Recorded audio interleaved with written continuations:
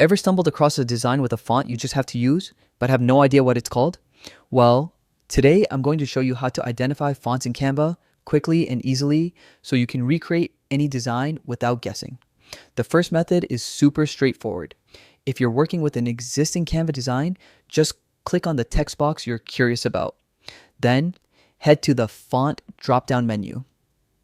Canva will show you exactly which font is being used right there. It's that simple.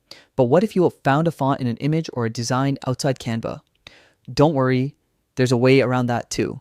Start by uploading the image onto your Canva canvas. Once it's in, click on it and select the Edit Photo option. From there, choose Grab Text, and Canva will automatically detect the text and suggest the closest matching fonts available in its library.